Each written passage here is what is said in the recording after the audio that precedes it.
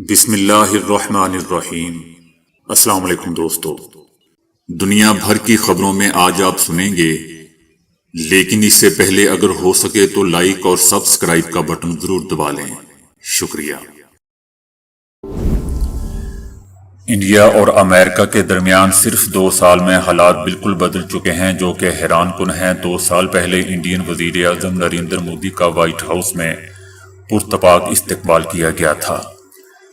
امریکی پارلیمنٹ میں ان کی تقریر پر زوردار تالیاں بجی تھی۔ وہ لمحہ اس حقیقت کی دوستو علامت تھا کہ انڈیا تیزی سے تقسیم ہوتی دنیا میں امریکہ کا قابل بھروسہ ساتھی تھا۔ صدر جو بائیڈن نے کھلے ہاتھوں مودی کا استقبال کیا تھا، اس کے پیچھے 2 مقاصد تھے۔ سب سے پہلے یہ کہ امریکہ چاہتا تھا کہ یوکرین پر روس کے حملے پر انڈیا واضح موقف اختیار کرے۔ دوسرا یہ کہ انڈیا کو ایسے اتحاد میں شامل کرنا جو چائنا کے بڑھتے ہوئے اثر و رسوخ کا مقابلہ کر سکے۔ انڈین تجزیہ کاروں کا کہنا ہے کہ اگرچہ اس تجارتی جنگ سے انڈیا کو قلیل مدت میں نقصان پہنچے گا، لیکن ان کا خیال ہے کہ اس کی وجہ سے امریکہ ایک قریبی پارٹنر ہو سکتا ہے، ایک ایسا پارٹنر جو چائنا کے خلاف امریکہ کی مدد کر سکتا ہے۔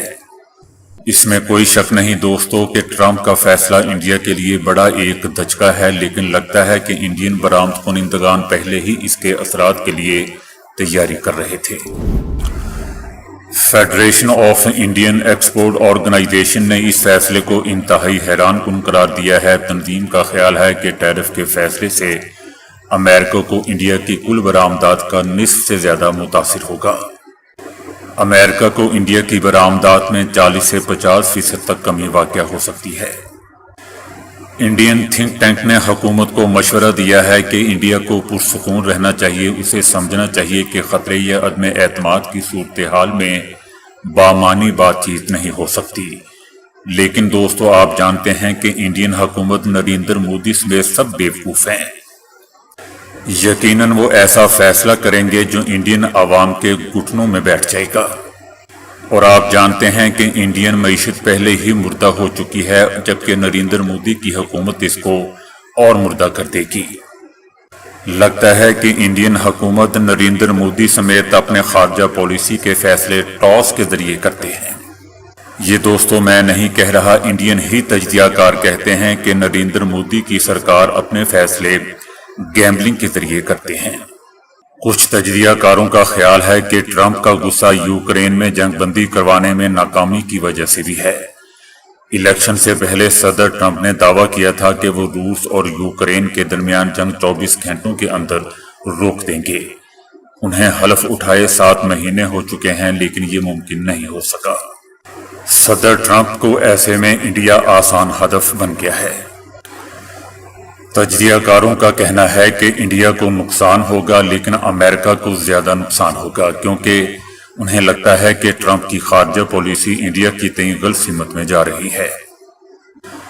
بہت سے تجزیہ کاروں کا یہ بھی کہنا ہے کہ ہم یہ محسوس کرتے ہیں کہ اس سے انڈیا چائنا کے بہت قریب آ سکتا ہے۔ بہت سے تجزیہ کاروں کا دوستو یہ بھی کہنا ہے کہ ہم مستقبل دیکھ رہے ہیں کہ جہاں چائنا اور انڈیا امریکی دباؤ کا مقابلہ کرنے کے لیے ایک ساتھ کھڑے ہوں گے۔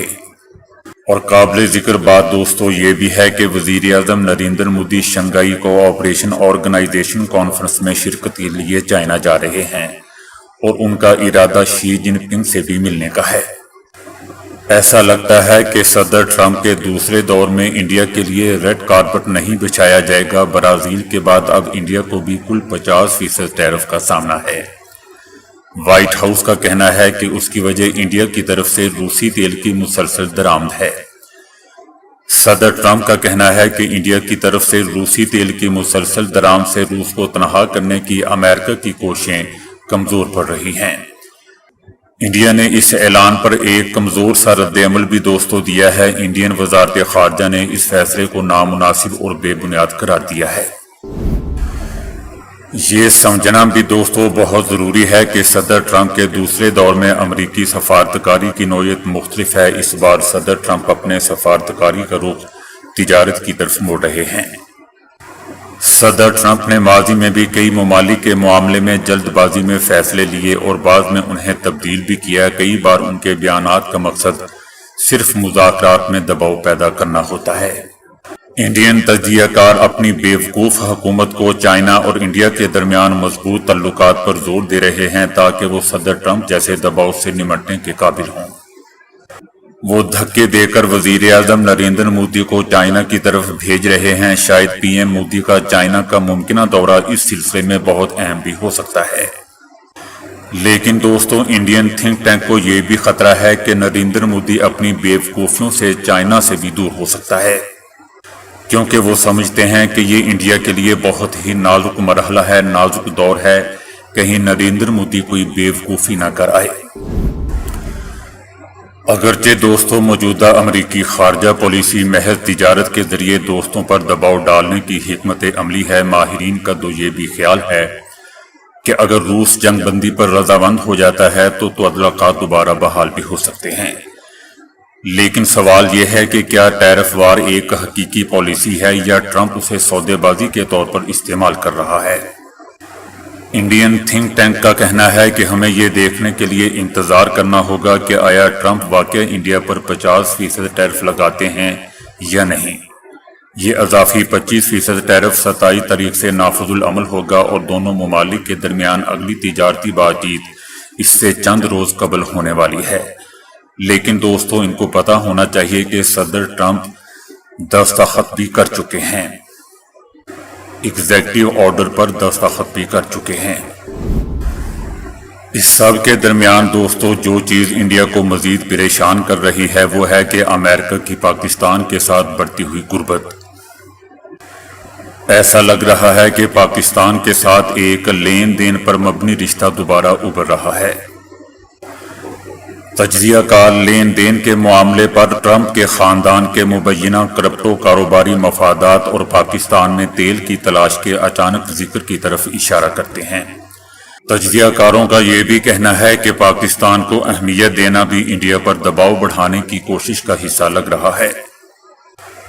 دوستو، انڈین تجزیہ کاروں کو یہ بہت بڑا مغالطہ ہے کہ اگر ٹرمپ اسی راستے پر گامزن رہے تو وہ امریکہ سے ایک ایسے پارٹنر کو الگ کر سکتے ہیں جو طاقت کے عالمی توازن میں اہم کردار ادا کر سکتا ہے۔ لیکن دوسری طرف دوستو، یہ بھی سچ ہے کہ حالیہ پاک بھارت جنگ کے بعد انڈیا کی ایسی کوئی حیثیت باقی نہیں رہی۔ پوری دنیا اب انڈیا کو ایک کمزور ملک مان رہی ہے۔ ہاں دوستو، یہ ضرور کہا جا سکتا ہے کہ صدر ٹرمپ کے اقدامات انڈیا کو چائنا کے کیمپ میں شامل ہونے پر مجبور نہیں کر سکتے، لیکن وہ اسے آزاد اور متوازن موقف اپنانے پر مجبور کر سکتے ہیں، جس سے امریکہ کا اثر و رسوخ انڈیا میں کم ہو جائے گا۔ اس لیے ہم کہہ سکتے ہیں کہ اس وقت گیند ٹرمپ کے کورٹ میں ہے۔ لیکن دوستو، یہ بھی ایک حقیقت ہے کہ امریکہ انڈیا کو ایک دفعہ نچائے گا تو ضرور۔ صدر ٹرمپ نے ایک بار پھر ایران کی جوہری صلاحیت کو مکمل طور پر ختم کرنے کا دعویٰ کرتے ہوئے مشرق وسطیٰ کے تمام ممالک کو اسرائیل کے ساتھ ابراہم معاہدے میں شامل ہونے کی تلقین کی ہے۔ بلکہ دوستو، یہ کہنا صحیح ہوگا کہ تلقین نہیں بلکہ حکم دیا ہے۔ صدر ٹرمپ کا کہنا ہے کہ ان کے لیے سب سے اہم ہدف یہی ہے کہ تمام عرب اور خلیجی ممالک اسرائیل سے تعلقات کو معمول پر لانے کے عمل کا حصہ بنے۔ انہوں نے پھر دعویٰ کیا کہ ایران کی جوہری طاقت کو مکمل طور پر تباہ کر دیا گیا ہے، تاہم امریکی صدر اس حوالے سے دوستو شواہد پیش نہیں کر سکے۔ صدر ٹرمپ کا کہنا تھا کہ اب اگر مشرق وسطیٰ کے تمام ممالک معاہدہ ابراہم میں شامل ہو جاتے ہیں تو خطے میں امن کا قیام ممکن ہو جائے گا۔ دوستو، صدر ٹرمپ نیٹو کی طرز کا ایک مشرق وسطیٰ میں بھی اتحاد بنانا چاہتے ہیں جس کا لیڈر اسرائیل ہو، جس طرح نیٹو کا لیڈر امریکہ اپنے آپ کو بتاتا ہے، اور پھر یہ اتحاد کسی بھی ملک کے سر پر جا کر ہتھوڑے مارے جس کو کوئی نہ روک سکے۔ صدر ٹرمپ نے روسی صدر پوٹن سے آئندہ ہفتے ذاتی ملاقات کی خواہش کا اظہار کر دیا ہے۔ اس ملاقات کا مقصد دوستو یوکرین تنازع کے حل کے لیے براہ راست بات چیت کرنا ہے۔ صدر ٹرمپ کی جانب سے یہ اشارہ بھی دیا گیا ہے کہ اگر 8 اگست تک یوکرین کے حوالے سے امن معاہدہ نہ ہوا تو روس پر مزید سخت پابندیاں عائد کر دی جائیں گی۔ صدر پیوٹن سے ملاقات کے بعد صدر ٹرمپ یوکرینی صدر سے بھی براہ راست ملاقات کا ارادہ رکھتے ہیں تاکہ کشیدگی کو کم کیا جا سکے۔ امریکی وزیر خارجہ مارکو روبیو کا کہنا ہے کہ صدر ٹرمپ اور صدر پیوٹن کی مجوزہ ملاقات میں کئی سفارتی رکاوٹیں دور کی جائیں گی اور یہ ملاقات خطے کے لیے اہم پیش رفت ثابت ہو سکتی ہے۔ لیکن دوسری طرف دوستو، صدر ٹرمپ کی طرف سے یہ واضح پیغام دیا گیا ہے کہ یوکرین میں جنگ بندی نہ ہونے کی صورت میں روس کو بھاری قیمت چکانی پڑے گی۔ اس بیان کے بعد بین الاقوامی سطح پر سفارتی ہلچل دیکھی جا رہی ہے۔ پلوامہ حملے اور مودی کی کرپشن کو بے نقاب کرنے والے مقبوضہ وادی کے سابق گورنر ستیہ پال کی پراسرار موت پر دوستو سخت سوالات اٹھائے جا رہے ہیں۔ ستیہ پال پلوامہ حملے کو سیاسی مقاصد کے لیے استعمال کرنے پر مودی کو کڑی تنقید کا نشانہ بناتے تھے۔ انہوں نے حالیہ ٹویٹ میں بھارتی حکومت کی جانب سے دھمکیوں کا بھی انکشاف کیا تھا۔ سابق گورنر ستیہ پال کا کہنا تھا کہ چاہے میں رہوں یا نہ رہوں، میں ہمیشہ سچ بتاؤں گا۔ مجھ پر حکومت کی جانب سے بے انتہا دباؤ ہے۔ ان کا کہنا تھا کہ مقبوضہ وادی کی پالیسیوں پر خاموش رہنے کے لیے مسلسل دھمکیاں دی جا رہی ہیں۔ ستیہ پال نے راہل گاندھی سے گفتگو میں انکشاف کیا تھا کہ پلوامہ واقعے کو مودی نے سیاسی مقاصد کے لیے استعمال کیا۔ 5 ایئر کرافٹ کی ضرورت تھی، انہیں نہیں دیے گئے۔ پلوامہ واقعے کی شام کو ہی میں نے وزیر اعظم نریندر مودی کو بتا دیا تھا کہ یہ ہماری غلطی سے ہوا ہے، اگر ہم ایئر کرافٹ دے دیتے تو یہ واقعہ نہ ہوتا۔ ان کا کہنا تھا کہ میری کسی بات پر بھی حکومت اگر مجھ سے ناراض ہوتی ہے تو ہو، مگر جو حقیقت ہے وہ میں بیان کروں گا۔ تاریخ گواہ ہے کہ مودی نے ہمیشہ دوستوں اپنے مضمون سیاسی مقاصد کے لیے تنقیدی آوازوں کو دبایا ہے۔ مودی کا گھناؤنا چہرہ بے نقاب کرنے والے ستیہ پال کی پراسرار موت بھارتی ریاستی سرپرستی میں تخریب کاری کا شاخسانہ ہے، ایسا دوستوں تجزیہ کاروں کا کہنا ہے۔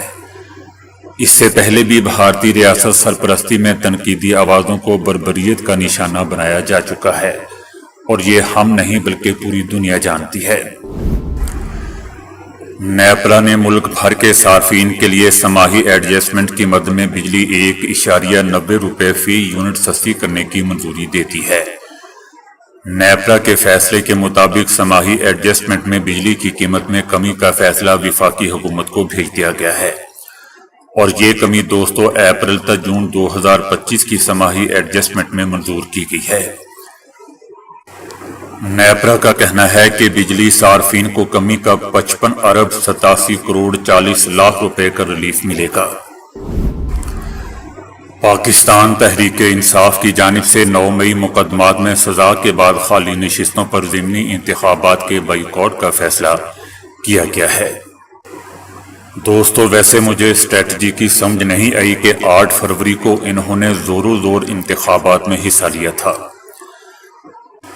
جو کہ ایک بہت اچھی اسٹریٹجی تھی، کیونکہ ان کا ارادہ یا نظریہ یہ تھا کہ گیم کے اندر رہتے ہوئے لڑا جائے۔ حالانکہ پاکستان تحریک انصاف پر بہت سختیاں کی گئیں، ان کا انتخابی نشان بھی لے لیا گیا اور ان کے انتخابات میں حصہ لینے پر ہر طرح کی رکاوٹیں ڈالی گئیں، لیکن پاکستان تحریک انصاف نے پھر بھی حصہ لیا، اور حصہ بھی اس طرح لیا کہ بطور آزاد امیدوار، اور اب اس انتخابات میں حصہ نہ لینا سمجھ سے باہر ہے۔ مجھے دوستو اچھی طرح یاد ہے کہ جب وسیم اکرم پر جوئے کا الزام لگا تھا تو وسیم اکرم نے کرکٹ سے ریٹائرمنٹ کا اعلان کر دیا تھا، استعفیٰ دے دیا تھا، لیکن عمران خان نے اس کو فورس کیا کہ نہیں، ٹیم کے اندر رہ کر لڑو، اپنا استعفیٰ واپس لو، اپنی ریٹائرمنٹ واپس لو۔ تو وسیم اکرم نے واپس لی تھی اور ٹیم کے اندر رہتے ہوئے اپنا مقدمہ لڑا تھا۔ بہرحال یہ عمران کا فیصلہ اب اس کی ٹیم کی آنکھوں پر۔ مجھے لگتا ہے کہ دوستو اب عمران خان بہت مایوس ہو چکے ہیں اس نظام سے، اب وہ اس نظام سے لڑنا ہی نہیں چاہتے، کیونکہ شاید ان کو پتہ چل چکا ہے کہ اس کی کوئی منزل نہیں ہے۔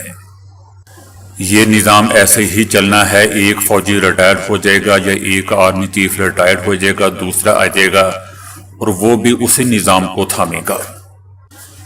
پھر ہم اس کو گالیاں نکالیں گے، پھر تیسرے کو گالیاں نکالیں گے، پھر چوتھے کو۔ 75 سال سے یہی نظام چل رہا ہے اور آگے بھی یہی چلے گا۔ اور دوستو یاد رہے کہ یہ صرف پاکستان میں نظام نہیں ہے، بلکہ پوری دنیا میں اسٹیبلشمنٹ کا یہی نظام چلتا ہے۔ یہ نظام کیوں چلتا ہے، یہ نظام اچھا ہے یا برا ہے، اس کو دوستو ڈیپلی اسٹڈی کرنے کی ضرورت ہے۔ لیکن دوستو یہ بھی ایک حقیقت ہے کہ یہی نظام کبھی عمران خان کے لیے فائدہ مند بھی تھا اور اپوزیشن کے لیے نقصان دہ، اور یہی 75 سال سے کسی کے لیے نقصان دہ ہوتا ہے اور کسی کے لیے فائدہ مند، اور اسی طرح یہ نظام چلتا جا رہا ہے، کیونکہ کسی کو بھی 20 یا 25 سال حکومت کرنے کی اجازت نہیں ہوگی۔ اس نظام کو اگر ختم کر دیا جائے تو ایک ہی بادشاہ بن کے بیٹھ جائے گا، یا پھر نواز شریف کی طرح امیر المومنین بننے کی کوشش کرے گا۔ تو دوستو ابھی کے لیے اتنا ہی۔ ویڈیو کو لائک اور شیئر کرنے کا بہت بہت شکریہ۔